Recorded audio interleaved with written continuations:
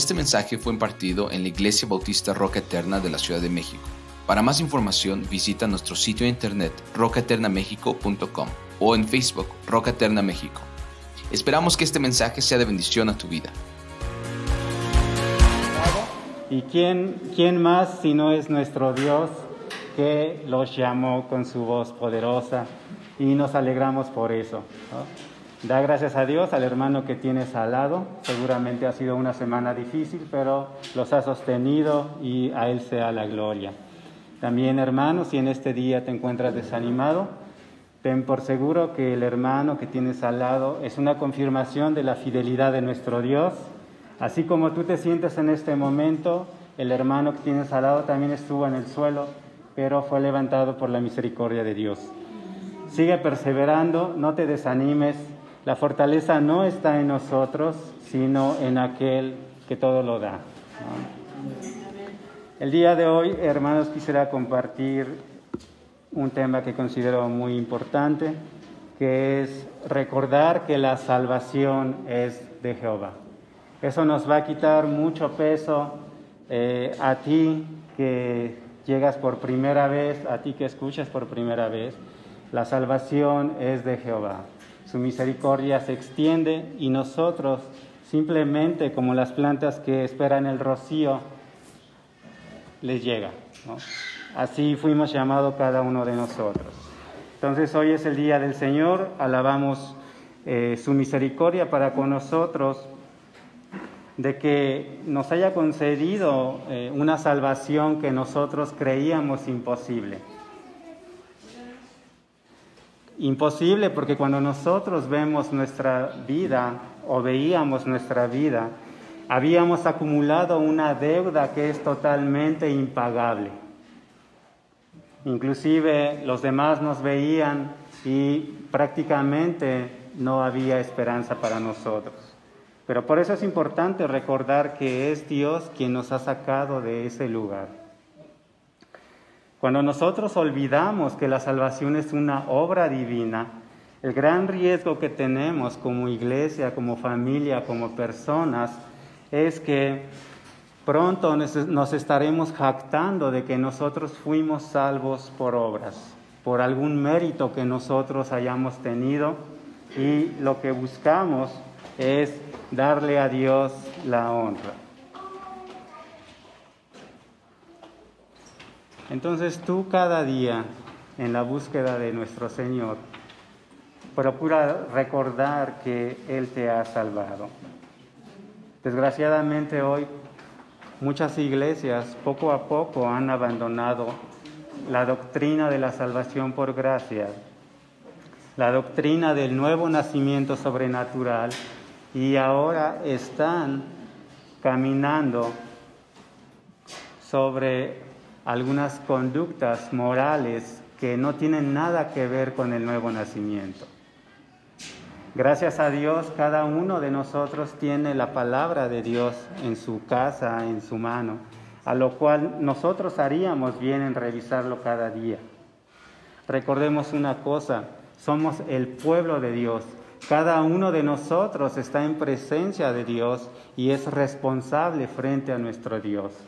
No tenemos otro mediador que no sea Cristo, y nosotros debemos buscar que Él sea nuestro defensor, ¿no?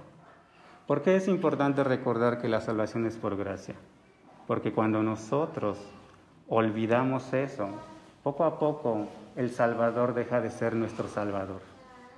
Poco a poco nosotros nos vamos llenando de autosuficiencia al grado que ya Cristo ya no significa lo que se significaba al principio.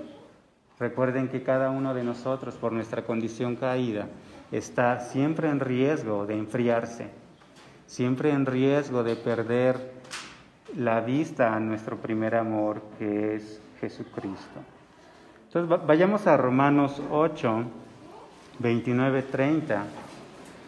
Para que comprobemos que la salvación es absolutamente obra de Dios. Ya estamos ahí en Romanos 8, 29, 30. Dice así la palabra de Dios: porque a los que antes conoció, también los predestinó, para que fuesen hechos conforme a la imagen de su Hijo, para que Él sea el primogénito entre muchos hermanos. Y a los que predestinó, a estos también llamó. Y a los que llamó, a estos también justificó. Y a los que justificó, a estos también glorificó. Lo primero que vemos es que el autor de la salvación es definitivamente, únicamente Dios. La salvación es un acto que de principio a fin le corresponde solamente a Dios. Nosotros podemos ver en los versículos que dice, porque a los que antes conoció. ¿Quién puede conocer al que va a ser salvo sino únicamente Dios? Ninguno puede jactarse, presentarse frente a Dios y decir, yo sé que soy salvo, sin que haya sido llamado. También debemos de ver que la salvación es un territorio totalmente inaccesible, que no tiene lugar el hombre en ese espacio. Recordemos que cuando nosotros nacemos en determinada familia, en determinado país, en determinada fecha, nosotros no tenemos absolutamente ninguna participación. ¿Por qué creeríamos nosotros que podemos decidir ser salvos o no ser salvos? Es como si tú dijeras, yo decidí nacer en esta familia, yo decidí ser mexicano, yo decidí mis tiempos. No es así. Debemos de recordar que tenemos un Dios todopoderoso, un Dios soberano, y que absolutamente cada acto que nos ha sucedido, cada circunstancia, siempre es manejado en su soberanía. Seguramente a veces la salvación nos parece un milagro tan instantáneo que muchas veces no podemos nosotros darnos cuenta cómo sucedió. Es como ver cómo nuestro gran alfarero trabaja en una obra portentosa y nosotros no alcanzamos a ver cómo es que logra tal fin.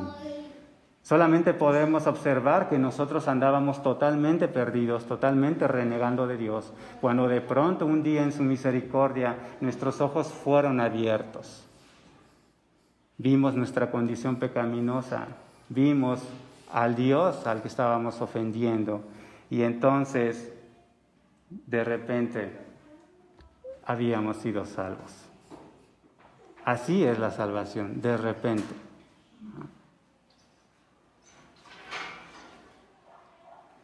Entonces Dios en su misericordia nos muestra en las Escrituras que la salvación es totalmente de Él. Vamos a revisar la primera parte que dice, Dios conoció o eligió al que va a ser salvo. Ahí tenemos en la primera parte, dice, porque a los que antes conoció, también los predestinó. Aquí tenemos la palabra conocer, que se refiere específicamente más a elegir. Algunas iglesias manejan la idea de que conocer a los que antes conoció se refiere, lo cual es un error, a pensar que Él te vio a futuro, vio que ibas a obedecer, vio que ibas a ser bueno, vio que ibas a escuchar el Evangelio y entonces Él decidió. Pero eso es un error.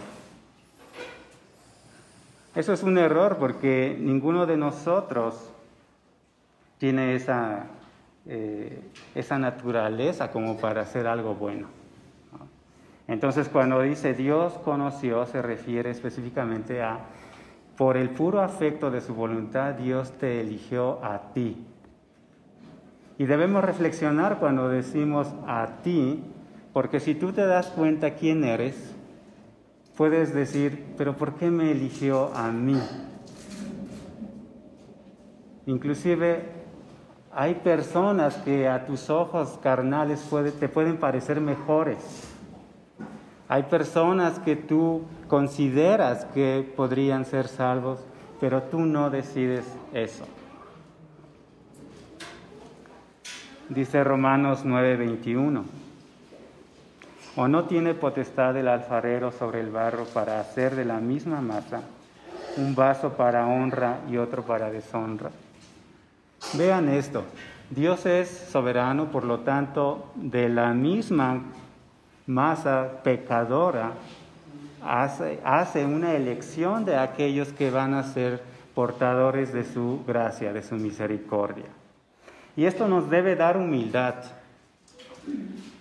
No nos diferenciamos absolutamente en nada de las personas que están afuera y que no han sido llamados por Dios. Porque a veces nos formamos como un grupo cerrado, nos conformamos como si yo sea especial y yo ya no quiero hablarle a las personas que no son creyentes, a los incrédulos. Si no consideramos que el alfarero es el que de la misma masa pecaminosa nos hizo a nosotros, tú que estás aquí, vamos a empezar a actuar como fariseos. Nos empezaremos a alejar de las personas que no conocen de Cristo y poco a poco pensaremos que por actuar de esa manera estamos evitando contaminarnos. Pero ¿cómo puede contaminarse un vaso que de antemano contiene pecado? No debemos pensar que tenemos algo especial. Lo único especial es la gracia que Dios ha vertido sobre nosotros. Más bien tendríamos que reconocer que necesitamos suplicar a Dios que nos dé palabras para poder acercarnos a esas personas que no conocen de Cristo, y no solamente por palabras, sino que por tu conducta ellos puedan ser atraídos hacia la gracia, no hacia ti, no hacia la iglesia en sí, a Jesucristo, porque Jesucristo es el único que puede salvar. Y esto de que hemos sido formados de la misma masa, dice Salmos 51:5. He aquí, en maldad he sido formado, y en pecado me concibió mi madre. Lo que está diciendo es lo mismo que el versículo anterior.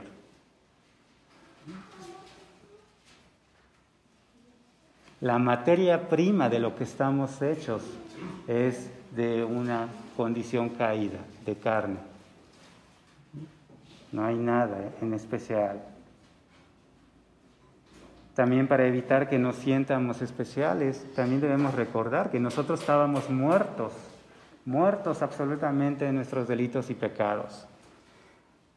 Por lo tanto, ¿cómo podrías tú decir que si estabas muerto eres mejor que aquel que está muerto ahora? ¿Tú cómo le haces para decir, creo que este muerto es mejor que el otro muerto? Los dos están muertos. Lo único que distingue a uno es que ha sido revitalizado por el Espíritu Santo, mientras que el otro no. Pero la condición inicial de donde partimos es de una total muerte espiritual. Tú estás aquí porque Dios así lo ha dicho. Es una simple elección. Y confirma Romanos 9:23. Y para hacer notorias las riquezas de su gloria, las mostró para con los vasos de misericordia que Él preparó de antemano para gloria. Él nos elige de antemano, y vean esta ilustración donde Él nos llama unos vasos. Un vaso lo que hace es ser un recipiente, ser un receptor. Y tú que estás aquí, si eres salvo, has sido elegido como un recipiente en el cual la misericordia de Dios ha sido vertida. Tú estás probando en carne propia lo que es la misericordia de Dios.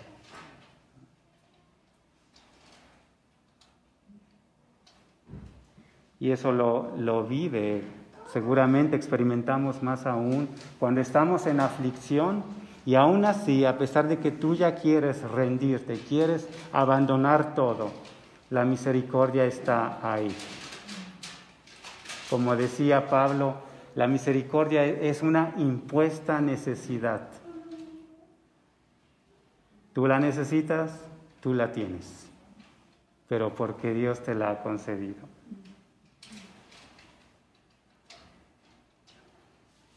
Y dice Romanos 9:11, continuando con la elección, pues no habían aún nacido, ni habían hecho aún ni bien ni mal. Está hablando de Jacob y Esaú, que Jacob fue elegido y Esaú no fue elegido. Dice, para que el propósito de Dios conforme a la elección permaneciese, no por las obras, sino por el que llama. Entonces podemos ver que no es por obras que cada uno de nosotros esté aquí, porque dice el versículo, no habían hecho ni bien ni mal. El criterio de elección no es la obra. El criterio de elección no son las características que vas a tener.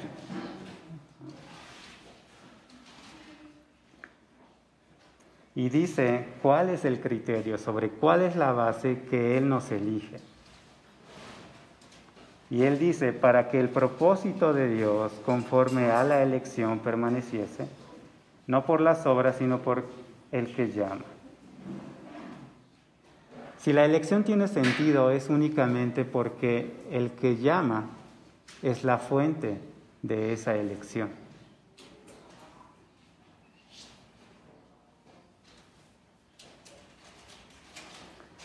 Y veamos también otra cosa, que cuando esto de la elección se lleva a cabo, no solamente se trata de elegirnos, aquí nos sigue especificando cuál es el propósito de la elección. Dice Romanos 8:29, la segunda parte, dice, porque a los que antes conoció, también los predestinó, para que fuesen hechos conforme a la imagen de su Hijo, para que Él sea el primogénito entre muchos hermanos. Sin ahondar demasiado, Dios no solamente te elige, Dios también te predestina para que tú seas un hijo suyo, para que tú seas el menor del hermano mayor que es Jesucristo. Es decir, nos incluye dentro de la familia y esa es una gran alegría porque de otra manera ni siquiera los ángeles tienen este privilegio y nosotros sí lo tenemos, ¿no?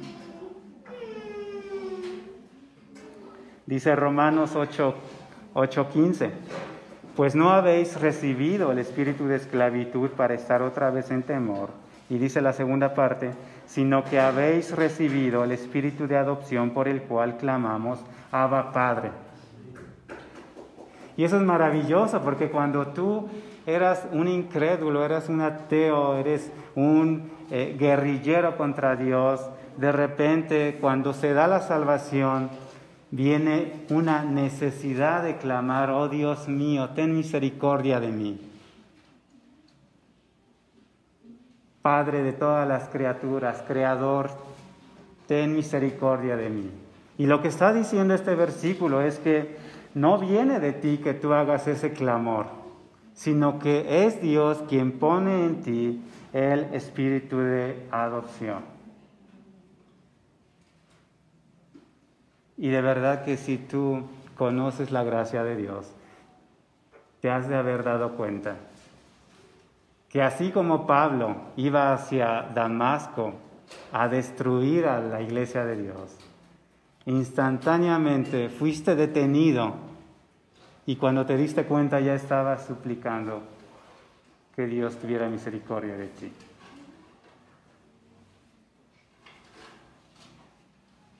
También dice en Romanos 8:17, y si hijos, también herederos de Dios y coherederos con Cristo, si es que padecemos juntamente con Él, para que juntamente con Él seamos glorificados.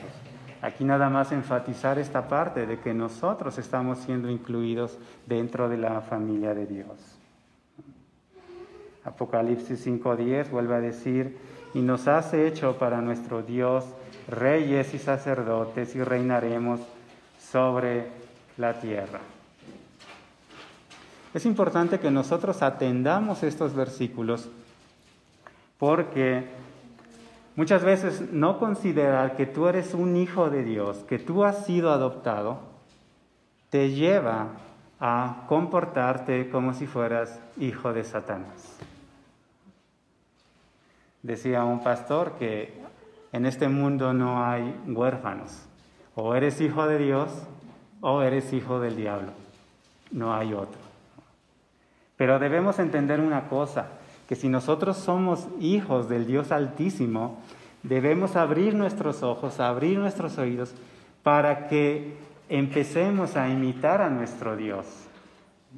Muchas de las dificultades que nosotros tenemos, los pecados que tenemos, es porque no estamos imitando a nuestro Dios perfecto. Ya Jesucristo nos ha dicho en Mateo, sed perfectos como vuestro Padre que está en los cielos. Pero, desgraciadamente, cada uno de nosotros más bien se pone a imitar conductas que son propias de este mundo o que son hábitos los cuales no quiere dejar.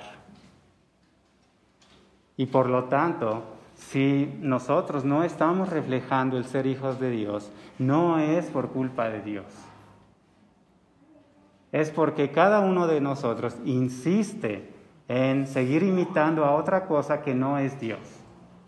Cada uno de nosotros es el reflejo de lo que está imitando. Si yo todavía me caracterizo por un pecado en particular, es porque lo único que estoy haciendo es imitando ese pecado en particular.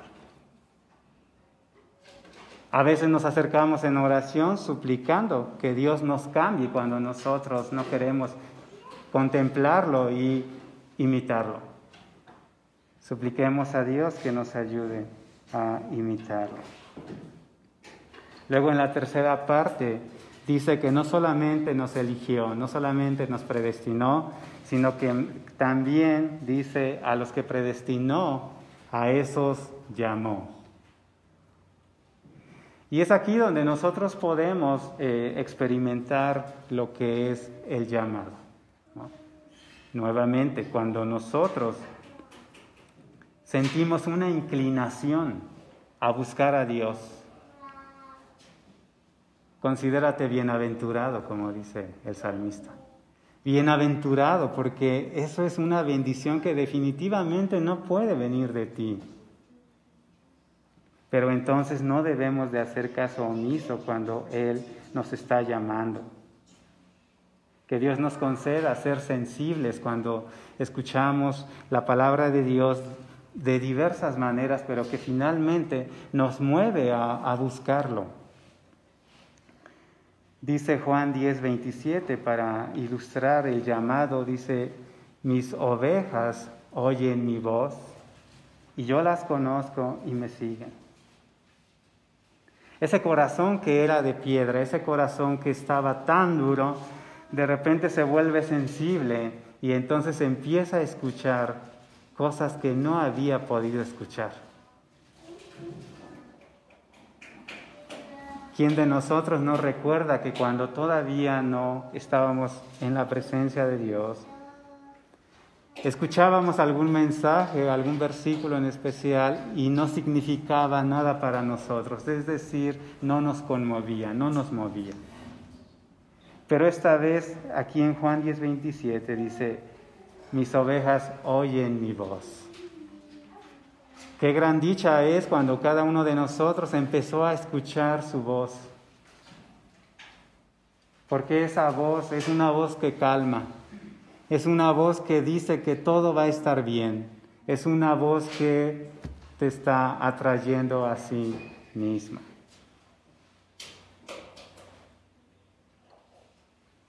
Y también debemos tener en cuenta lo que dice Jesucristo mismo en Juan 10:24-26. Ahora hablando de aquellas personas que aún no son llamadas aún no escuchan. Y le rodearon los judíos y le dijeron: ¿hasta cuándo turbarás el alma? Si tú eres el Cristo, dínoslo abiertamente. Jesús le respondió: os lo he dicho y no creéis. También nosotros como pecadores, antes de conocer a Cristo, estamos desesperados por una respuesta. Y muchas veces inclusive estamos metidos en religiones falsas. Y cuando escuchamos el Evangelio, pareciera que le decimos a Cristo: si de verdad eres el Cristo, dínoslo, porque yo no entiendo, yo no creo, yo no comprendo. Y Cristo responde: os lo he dicho y no creéis. Las obras que yo hago en nombre de mi Padre, ellas dan testimonio de mí. Y vean esta parte, dice: pero vosotros no creéis, porque no sois de mis ovejas, como yo os he dicho. Como os he dicho. Entonces, que cada uno de nosotros comience a escuchar, díganme si no es de gran gozo. Vuelve a confirmar aquí en Juan 6:44. En Juan 6:44 dice: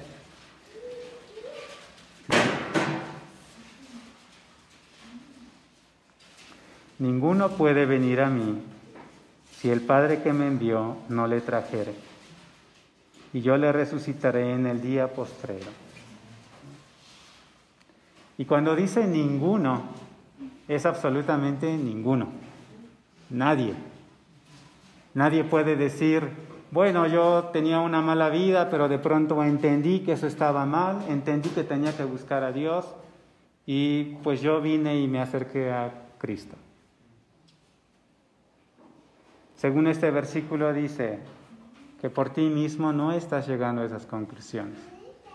Más bien tienes que darle la gloria y la honra a Dios, porque si tú empezaste a tener eso, es porque Dios está obrando en tu corazón. Cada uno de nosotros llegó por eso.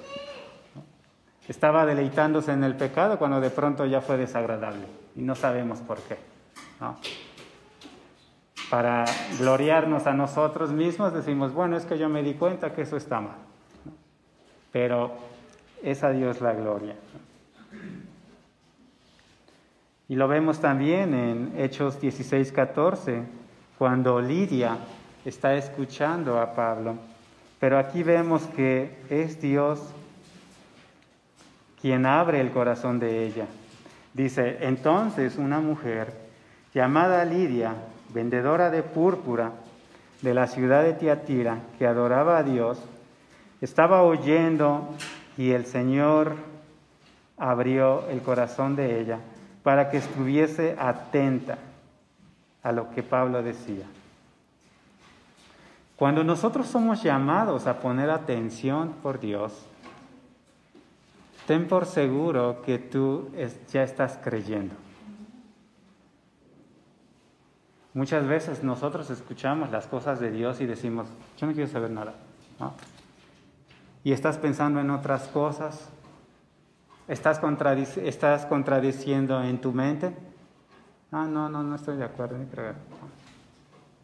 Pero cuando Dios toca el corazón del creyente, su atención entonces se abre. Y entonces empieza a comprender cosas que no había entendido hasta el momento, a pesar de tantas repeticiones. Entonces ya vimos que para la salvación Dios nos eligió, Dios nos predestinó, Dios nos llamó. Y ahora vamos a ver otra parte que dice que a los que llamó, a estos justificó. La única manera que nosotros podemos ser justificados es a través en la fe de Jesucristo. Para entonces el Espíritu Santo ya ha estado trabajando esta parte y nosotros empezamos a creer, a ver cada vez más a nuestro Señor Jesucristo como un Salvador. Porque entonces ya tiene sentido esta relación. Yo pecador perdido, yo pecador condenado y un Salvador. Ya tiene sentido. No tiene ningún sentido cuando yo escucho, Cristo es el Salvador, pero si yo no estoy perdido. Nadie en su sano juicio acepta a un Salvador si no lo necesitas, ¿no? Es como si te dijeran, mira, esta canoa es para que evites ahogarte, ¿no? Como le sucedió justamente a Noé cuando él le fue dado aviso de que iba a haber un diluvio. Él empezó a construir y él empezó a pregonar a los demás, ¿no? Va a haber un diluvio.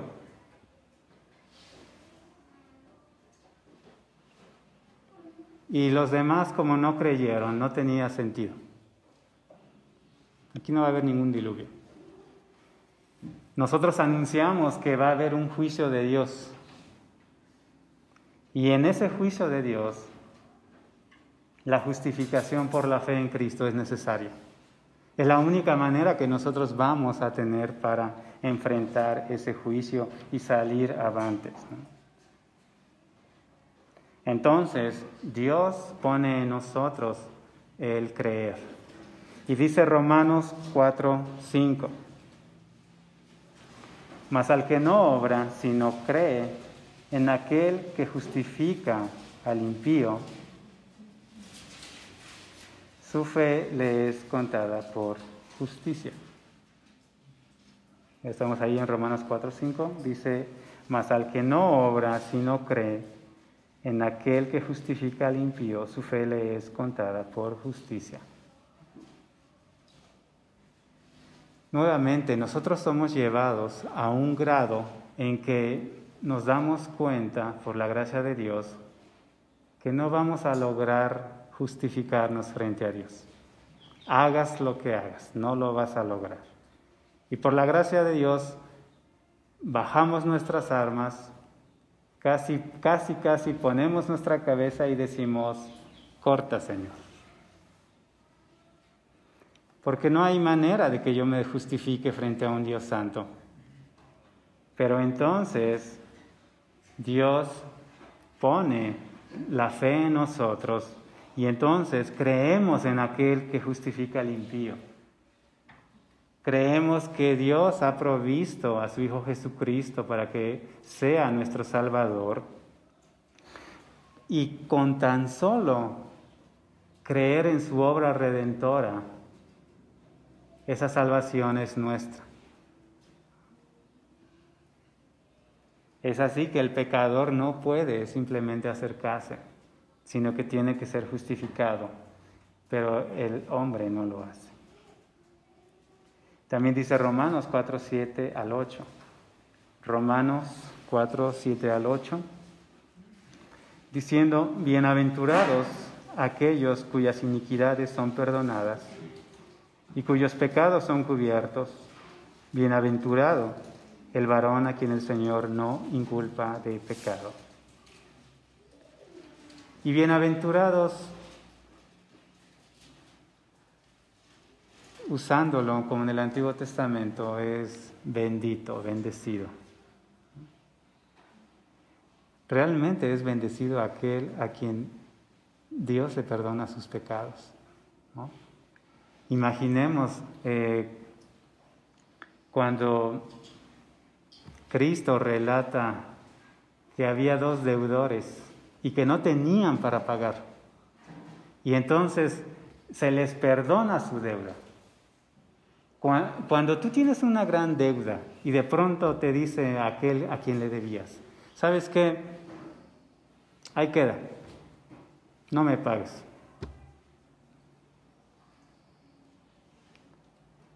¿Eres o no eres bienaventurado? Cuando no tenías de dónde sacar ni un peso, cuando ya la fecha se estaba acercando, cuando ya se iban a emprender acciones legales por tu deuda, de repente te dicen, déjalo así. Ese es un hombre bienaventurado y de verdad que experimenta la bienaventuranza.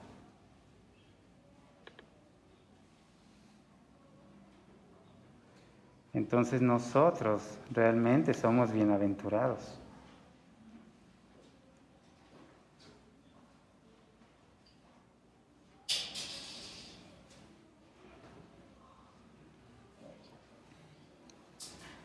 Entonces hemos dicho, Dios es el que nos salva porque Él nos elige, Él nos predestina, Él nos llama, Él nos justifica.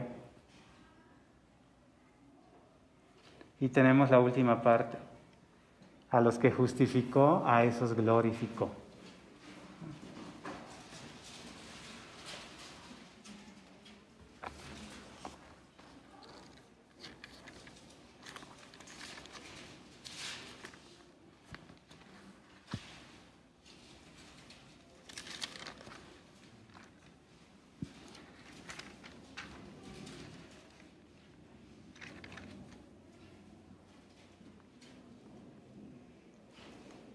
Y dice Juan 6:40, para que entendamos lo de la glorificación. Y esta es la voluntad del que me ha enviado, que todo aquel que ve al Hijo y cree en Él, tenga vida eterna, y yo le resucitaré en el día postrero. Es decir, en la glorificación, Dios nos va a dar un cuerpo que realmente merece alabanza. ¿Qué es un cuerpo que merece alabanza? Es un cuerpo sin pecado, como el de nuestro Señor Jesucristo. Un cuerpo sin pecado. ¿Ustedes pueden imaginar qué es tener un cuerpo sin pecado? Despertar un día y no tener absolutamente ningún pecado. Por eso es que nuestro Señor Jesucristo era tan lleno de gracia y verdad, porque no tenía ningún pecado. Imagínense lo que era ver a un hombre que no tenía ningún pecado. Si nosotros, cuando vemos a una persona que es íntegra, nosotros reconocemos y decimos, ¡qué gran hombre! Pero eso no es nada comparado con una persona que tiene absolutamente toda la perfección. Y cuando Dios dice que nos va a glorificar, nos va a poner en una posición que este cuerpo corruptible, pecaminoso, se va a eliminar, vamos a ser transformados a un cuerpo perfecto. Yo creo que no nos lo podemos imaginar, porque aun cuando tratamos de usar nuestra imaginación, está corrupta. No conocemos otra cosa que no sea pecado. Pero por la forma en que los evangelios describen a nuestro Señor Jesucristo, realmente será glorioso. Dice 1 Corintios 15:54. Y cuando esto corruptible se haya vestido de incorrupción, y esto mortal se haya vestido de inmortalidad, entonces se cumplirá la palabra que está escrita: sorbida es la muerte en victoria. Este cuerpo muere porque mora en él el pecado, y constantemente sirve de instrumento de iniquidad. Y eso, por supuesto, no puede ser tolerado por Dios. Por eso es que cada uno de nosotros va a morir. Pero cuando Dios transforme nuestro cuerpo, cuando Dios nos entregue un cuerpo resucitado, ya sin pecado, ahora sí ese cuerpo ya no morirá jamás. Y ahora sí podemos decir: sorbida es la muerte en victoria, es decir, la muerte ha quedado eliminada. La muerte solamente tiene sentido para un cuerpo que peca. Fuera de ahí ya no lo tenemos. Entonces la pregunta es, si hemos visto que Dios es el que hace cada etapa de la salvación. ¿En qué parte de esta obra está la participación del hombre?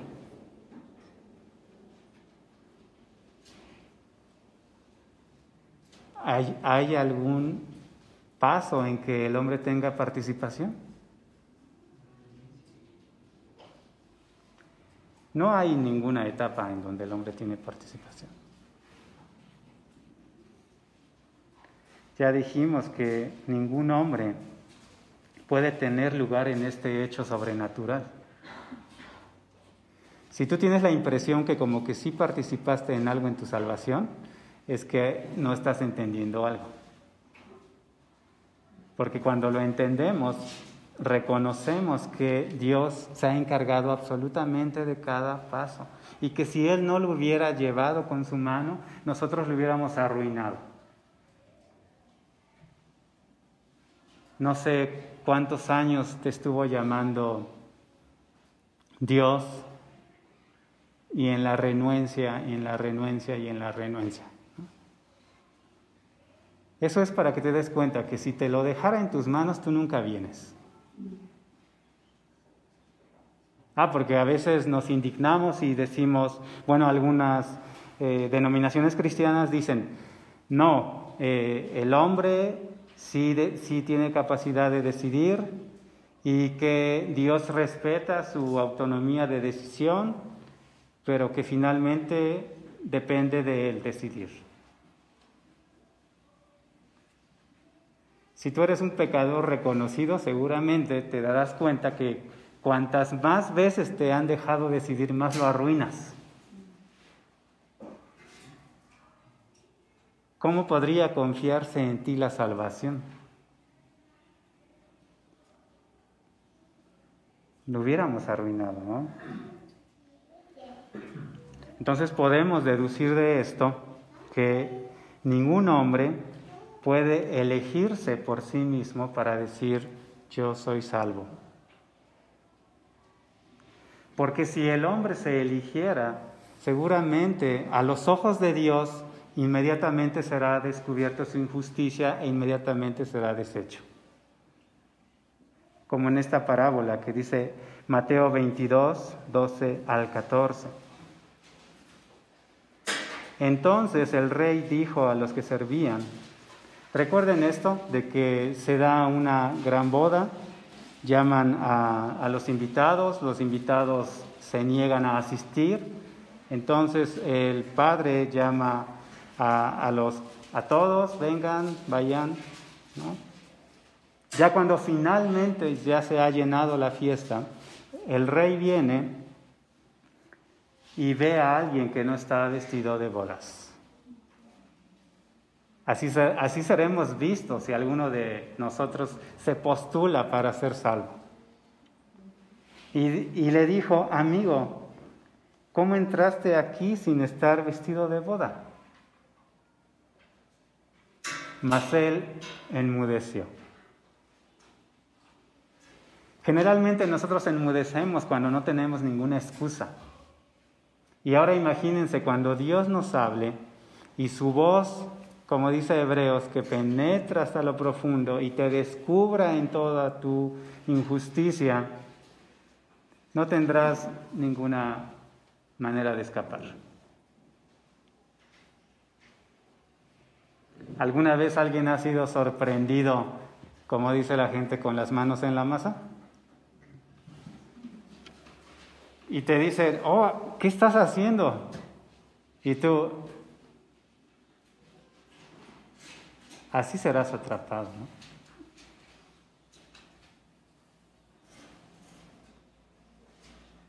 Nosotros no podemos postularnos para ser salvos.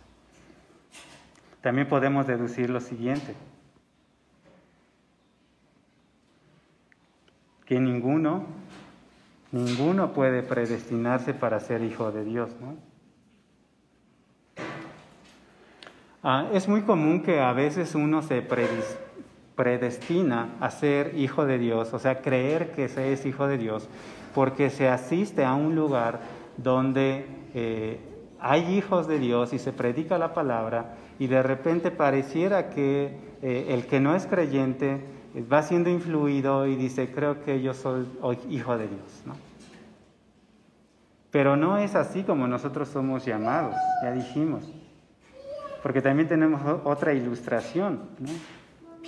Aquellos que fueron rechazados en Lucas 13, 26, 27, ¿no? Ellos quisieron justificarse diciendo, delante de ti hemos comido y bebido y en nuestras plazas enseñaste, ¿no? Es decir, tuvimos cierta cercanía, tuvimos cierta interacción, pero aún así nosotros no hemos sido salvos. Entonces, participar en actividades que se consideran religiosas no necesariamente te está predestinando para ser salvo. También podemos deducir que nadie puede venir a Dios, ya lo hemos comentado.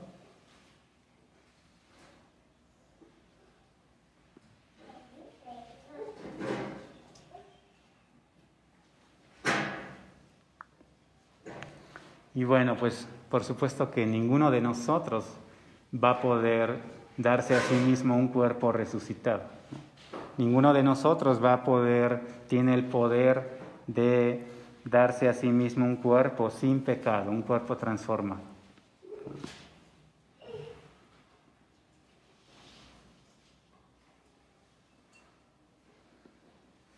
Entonces podemos hacer las siguientes aplicaciones.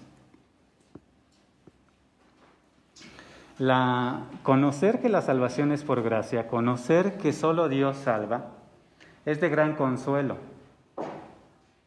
Porque quiere decir que si tú eres salvo, no hay manera de que tú pierdas la salvación, porque no está en tus manos, no depende de ti. Cada uno de nosotros no es como Adán, que se le dijo, el día que de él comieres, ciertamente morirás. Nosotros no somos Adán, en donde tenemos que estar así muy temerosos, cuidando que si yo peco, ya me perdí. La salvación por gracia es un gran consuelo porque no depende de mí. Cuando yo peco, lo que tengo que hacer y en qué etapa estoy es en la santificación. Tengo que pedir perdón y no volver a pecar. Pero no tiene nada que ver con la salvación. La santificación, que cada día seas más santo, perdón, que cada día te parezcas más a Cristo, eso sí depende de ti. Pero la salvación no tiene nada que ver contigo. Ya dijimos que muchos de nosotros en este mismo momento ya hubiéramos perdido la salvación si así fuera.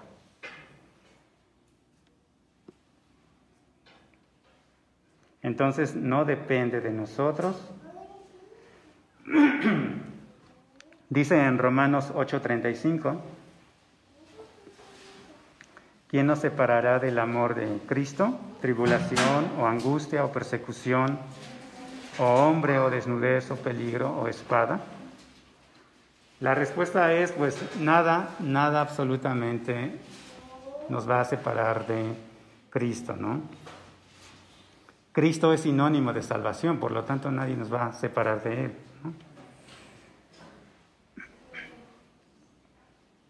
Porque el amor al que se refiere aquí no es nada más un sentimiento, sino que está basado en la elección. ¿Por qué un matrimonio puede estar seguro que no se va a disolver? Porque cuando decimos que hay amor, también al mismo tiempo estamos diciendo que hay compromiso. Y sea en esta circunstancia, en esta otra, en esta otra, en esta otra, en esta otra, en esta otra, ¿va a haber un divorcio? No va a haber ningún divorcio. Porque no se trata de ese amor carnal. Y en la salvación se nos ejemplifica lo que es el amor. Es un pacto que está sellado. No hay manera de romperlo. Entonces, que la salvación sea por gracia es un gran consuelo, Porque a pesar de las circunstancias que estemos pasando adversas, no pasa nada. Aun cuando tú estés ya en el suelo, aun cuando tú estés ya renegando de Dios, pues a arrepentirse. Porque seguramente te darás cuenta que Dios no te va a dejar ahí. El mismo Espíritu Santo te va a llevar de rodillas y a pedir perdón. Segunda aplicación. La elección divina para salvación es un motivo para alabar a Dios. Cada uno de nosotros, conforme vamos durante el día, dándonos cuenta que pecamos, nos arrepentimos, pecamos, nos arrepentimos. Es por eso que le damos la gloria, porque en Dios está la salvación asegurada. Porque dice Efesios 1, del 5 al 6, dice: en amor, habiéndonos predestinado para ser adoptados hijos suyos por medio de Jesucristo, según el puro afecto de su voluntad. Vean, ahí está el fundamento de nuestra salvación, el puro afecto de su voluntad, para alabanza de la gloria de su gracia, con la cual nos hizo aceptos en el amado.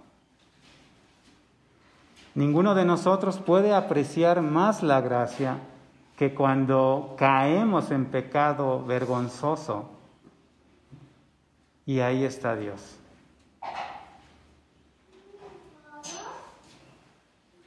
Y cada uno de nosotros puede experimentar más su gracia cuando de rodillas pedimos perdón y le alabamos por su gracia. Dice Efesios 1:12, a fin de que seamos para alabanza de su gloria, nosotros los que primeramente esperábamos en Cristo. Otra vez la mención de la alabanza de su gloria. Y cuando dice gloria, estamos hablando de algo que es inmenso, algo que es sorprendente. No sé si a ti te sorprende cuán grande es el perdón de Dios, cuán grande es su paciencia, cuán grande es su misericordia. Es enorme, es inagotable.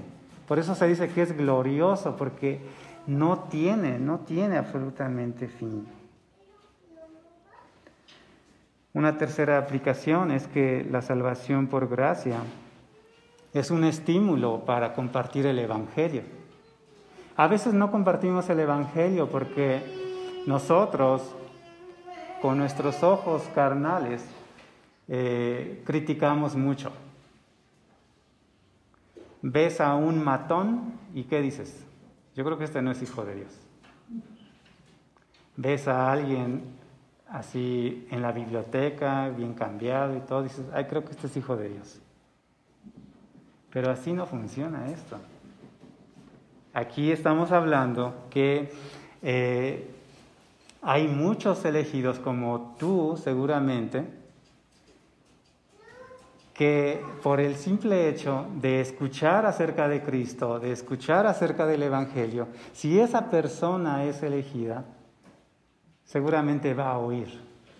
Y tú no necesitas hacer absolutamente otra cosa que no sea predicar el Evangelio fielmente, presentarlo, ¿no? Ten cuidado de no presentar Evangelio de la prosperidad, ¿no? En donde presentamos a Cristo como si fuera una ayuda para los problemas. Generalmente las personas resuelven sus problemas y se van. Cristo no es un salvador de problemas, ¿no? Eso es secundario, ¿no? Sucede, por supuesto, pero no tiene nada que ver, ¿no? Entonces nosotros no debemos apelar a la carne de las personas para que acudan a Cristo, sino que más bien tenemos que apelar al Evangelio presentado fielmente, y el Espíritu Santo es el que se va a encargar de hablar al espíritu de la persona. Y nosotros con toda tranquilidad lo único que dijimos es que Cristo vino a morir por los pecadores, arrepiéntanse y vuelvan a Él.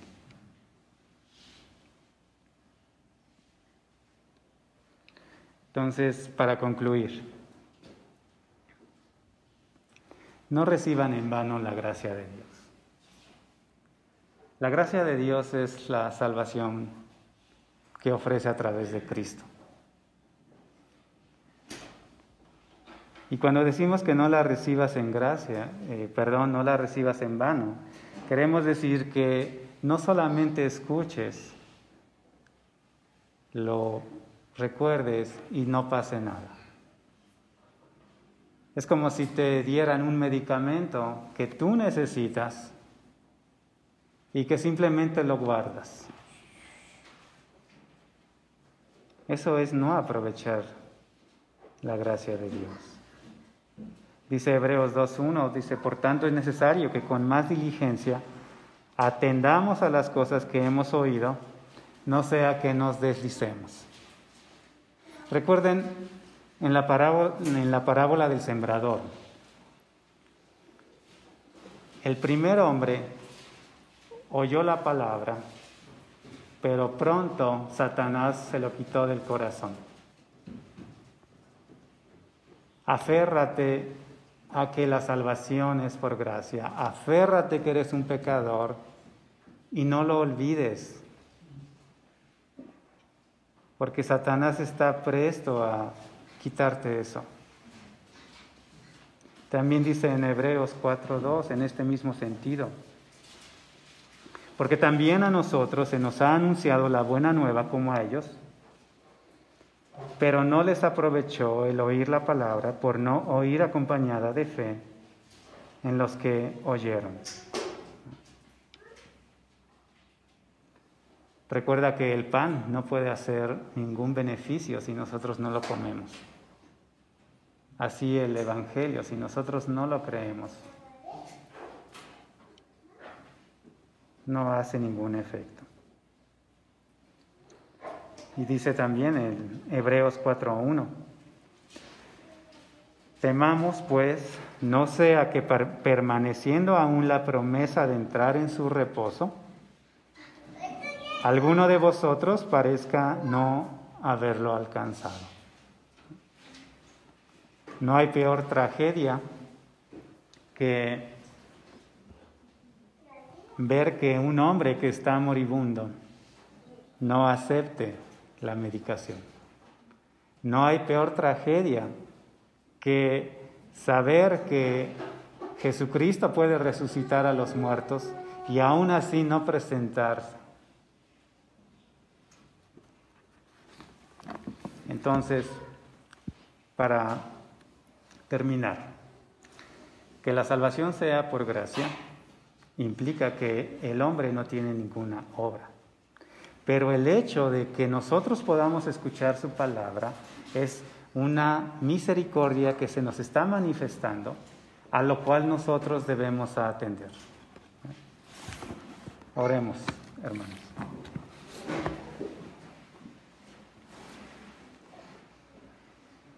Bendito Padre, cuánto te agradecemos el que tú nos permitas revisar tu palabra, Señor. Ayúdanos para que seamos sensibles a cada letra. Ayúdanos a entender que el mensaje de salvación es para aquel que aún no te conoce, pero también el mensaje de salvación es para los que te conocen, profundizar más en ellos y compartir a las personas que aún no lo tienen. Te pedimos que nos ayudes, Señor, a ser más santos, a apegarnos más a tus mandamientos, pero no como una forma legalista, Señor, sino como algo que sea comprensible y que todo sea para tu gloria, no para la nuestra. Te lo pedimos por Cristo Jesús. Amén.